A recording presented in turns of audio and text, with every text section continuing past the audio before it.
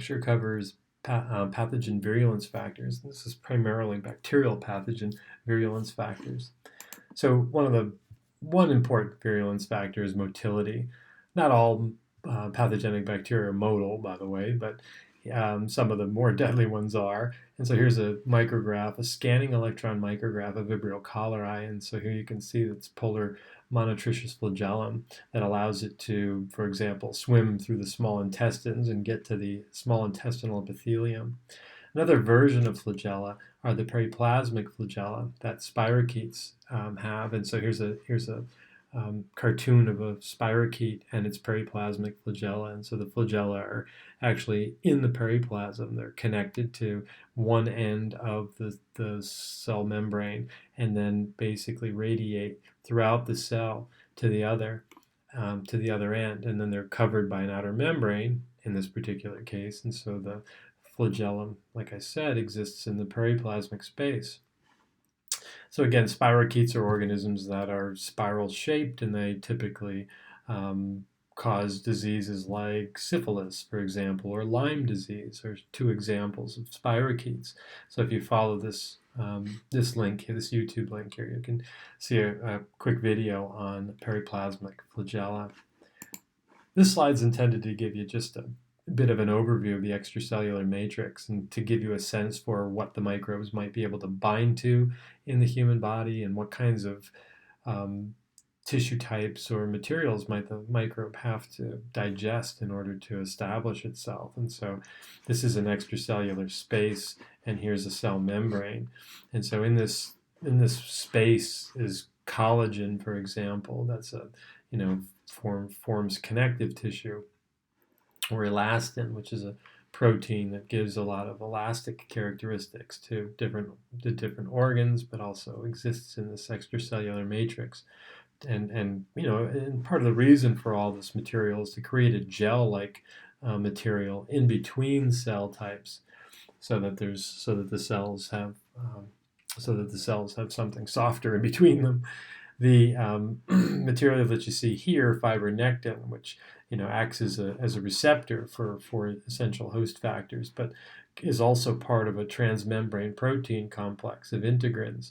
And so this would give you a microbe a nice binding site if it could bind to that, give it nice intimate association with the cell surface. Microbes that can bind to fibronectin do quite well, especially as bloodborne pathogens. Microbes that can digest elastin and eat collagen, for example, are very successful in colonizing and spreading in tissue.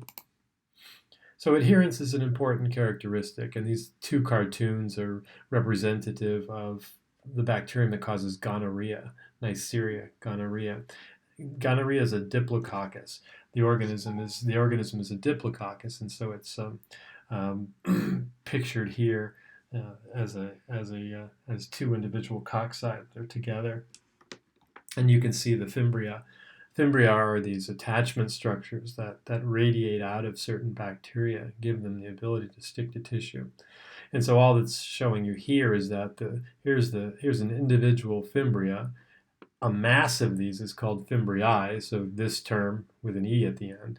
And then the adhesive tips that give these guys their tissue tropism. So in this particular case, here's a host cell with various receptors on their surface, and this particular adhesive tip from each individual fimbria allows it to bind.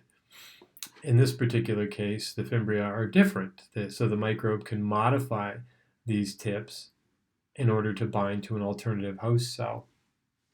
This also allows the microbes to avoid the immune system. For example, if the host produces a vigorous antibody response to this particular tip protein, this guy would not be susceptible to that immune response, and vice versa. So in this particular micrograph here, you see the actual fimbria of Neisseria gonorrhea, and they're abundant here and highly dense. The reason for this is an organism that typically invades the urogenital tract, particularly the urethra. This microbe is capable of binding to urethral epithelial cells and avoiding being expelled by urine, for example. And here's pictures of Neisseria meningitidis. This microbe actually causes meningitis, and so it's in association with these PMNs in, in this particular case from a pus or something like that, or cerebral spinal fluid, so forth, from a patient. And so all these little specks here are the bacteria. And so if you suspect this individual has bacterial meningitis, you could do a spinal tap, or if this was a gonorrhea microbe, then you could collect some drip from the urethra, or even do a cervical swab. And if you see these little gonococci, then you know that this individual has that microbe. So here's another cartoon representing the additional virulence factors. This guy has a polysaccharide capsule and a lipo-oligosaccharide outer membrane, which I'll talk about. And then here are the fimbriae. Another microbe that relies heavily on adhesive materials on the surface, fimbriae, for example, is UPEC, the Uropathogenic E. coli strain. And again, this guy is a urinary tract pathogen that probably exists normally in the intestinal tract, but then for whatever reason has evolved these amazing capabilities of ascending the urogenital tract, and so in particularly the urinary tract. And so this guy will produce fimbriae with adhesive tips, such as PAPG. PAPG is a protein, a specific kind of protein on a specific kind of fimbria that allows it to bind to globobios. Globobios is abundant on kidney and bladder cells. Other adhesins produced by microbes like Streptococcus are indicated in this picture. And so Streptococci are gram-positive cocci in chains, as you can see here. And so these guys have some interesting adhesive capabilities emanating from different kinds of fimbria. In this particular case, protein F, which binds fibronectin. So hopefully you remember fibronectin from this particular picture. And here's our fibronectin, giving the strep the ability to, for example, stick to the tissue in the back of your throat. M protein blocks complement, so it's anti-phagocytic. Complement proteins are typically produced by your liver and are assigned the role of attacking things that are considered foreign. And by attacking them, it causes, punches holes in them and helps them to be phagocytosed by immune system cells. But M protein can also bind fibrinogen, and fibrinogen is part of the clotting cascade. Another adhesive characteristic is biofilm formation. And so this is sort of group level attachment. Previously, what you saw were fimbriae that allow an individual cell to stick. But here is group level attachment that initiates with, in this particular case, motile cells. It doesn't have to be, but because a lot of the microbes that form biofilms on your teeth are not motile. But anyway, so the first stage is deposition, the microbes being deposited on the surface of some kind of conditioned, nutrient-rich surface. Not always nutrient-rich, but that's preferable. The microbes then communicate with each other, and they activate the production of slime production, or polysaccharide production. And so the microbes then can build up these really interesting three-dimensional structures. And then eventually, as the three-dimensional structures mature, bits and pieces of them can slough off into the world. Invasion is typified by organisms like Salmonella, for example. And one of the things that, and so you can follow this link to a video on invasion. But usually invasion involves type 3 secretion systems. And so here's my Salmonella bacterium, for example, and this guy has been ingested in, who knows, raw eggs or something, and the microbe then uses its type 3 secretion system, which is basically just a little syringe here in the bacterial envelope that allows the microbe to inject toxins into the cell that trigger the cell to take the bacteria into a vacuole. Then inside the vacuole, the bacteria can grow. So it's just an example of how microbes can use something like a type 3 secretion apparatus to invade a host cell. This picture gives you a little bit more detail. And so here's our Salmonella bacterium. It's a gram-negative rod producing a type 3 secretion system, T3S, encoded by SPI1. So this is a Salmonella pathogenicity island 1. So the pathogenicity islands are just a big group of genes that encode important virulence factors. In this case, SPI1 encodes all the genes necessary to make the syringe, the type 3 system. So here's the syringe, and the bacterium is bound to the small intestinal epithelium and injects SPI1 effector molecules, which cause the cell to then engulf the bacterium and bring it into a vacuole. The bacterium then produces a second type 3 secretion system from SPI2, and this allows it to produce SPI2 effector molecules that protect the vacuole from being destroyed. Because that's typically what happens when something gets taken into a vacuole in the cell. Lysosomes will come over and fuse with this and dump toxins in here to kill what's inside. So here you can read up on the types of things that the microbe might produce. So one of the things are SOPs, Salmonella outer proteins, that can cause the actin rearrangement that you see here, necessary for uptake. CYPs are essential for actin binding, and so again, those types of proteins can bind actin and cause them to build up and reshape the structure here. And SPTP, these types of proteins can restore the actin skeleton.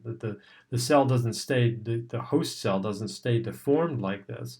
After the bacterium is brought into a vacuole, everything returns to normal. And so you need something like this to make that happen. And then lastly, they produce proteins like AVRA, which suppress host cell death. Typically, when a cell gets into this situation here, it recognizes that it's infected and will kill itself. But here, the bacteria have an ingenious way of suppressing that so that the cell stays alive and allows them to propagate themselves. In the end, we end up, something like this, where here's our bacterium and here's the membrane ruffling event. So this is basically this right here. This is an actual micrograph of what's happening here. Invasion also comes in other forms as well, and often it's combined with movement between cells, and so that's not Salmonella, but that does happen with Shigella and Listeria, and so in this particular case, so again, this can be Shigella or Listeria, and so these are again intestinal cells. Two different kinds. Here's an epithelial cell and then an M cell. M cells, their job is to take things in and process them.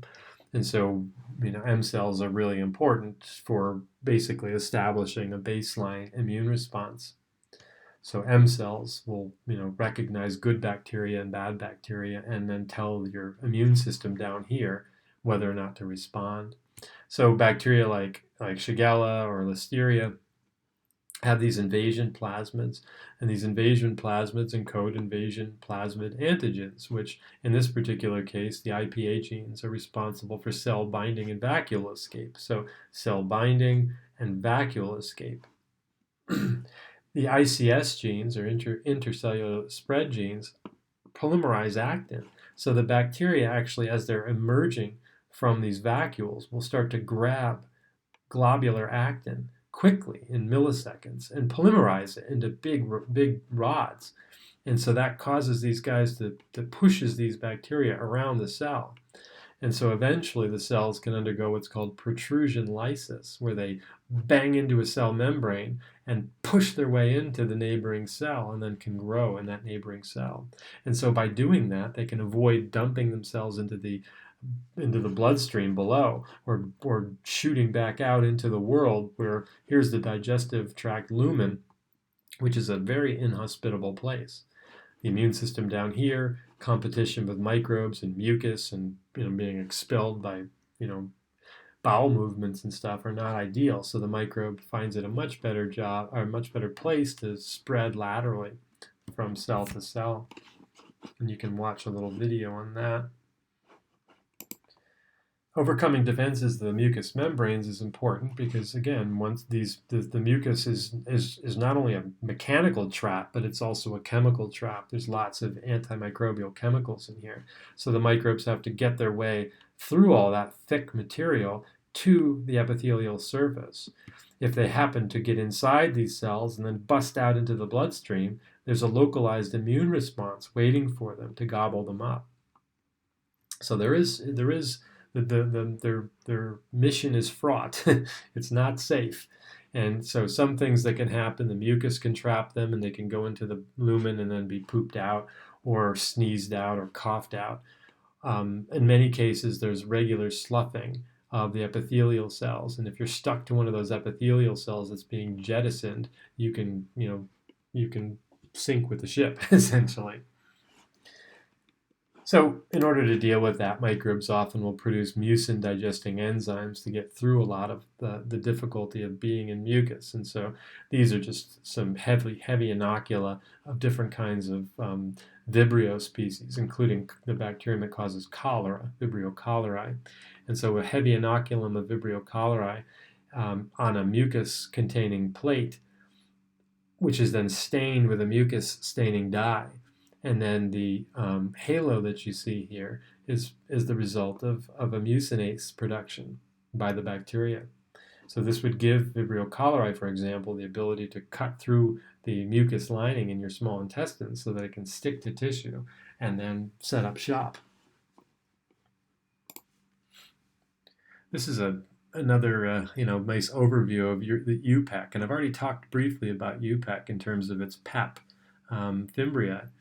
And how that allows it to bind to bladder and kidney cells. And so here's a closer look at that with a few other things thrown in there. So they have type 1 and type S fimbria, which allow them to bind to the urethra and bladder. And then they have the PAP type, the one that I've already talked about, pyelonephritis-associated pili, that allow them to bind to bladder and kidney. And then, of course, they're modal, which gives them extra ability to ascend the urinary tract. The microbes can also produce siderophores, which allow them to bind iron and take in essential iron, which is not very abundant. So these siderophores allow them to concentrate low levels of iron. And of course, they produce a variety of cytotoxins and hemolysins to damage cells and get more nutrients. The siderophore in this particular case, I forgot to mention, is called aerobactin. And so they must have an aerobactin iron transport system. So they send the siderophore out into the world, it catches iron, and then it's trafficked across the envelope into the cytoplasm. The whole process for UPEC ascension in the urinary tract is pictured here. And so we go from steps 1 right on up to step 12 here, I think, and then some pictures along the way. So you can follow these along as the bacteria are deposited in the urethra through contamination of the periurethral area. So usually these guys are moving from the anus and then kind of contaminating that tissue between the anus and the urethra. And so again, they get in and they ascend the urethra into the bladder and use the various types of fimbria that I've talked about in order to do that. Then they can ascend from the bladder and push their way up through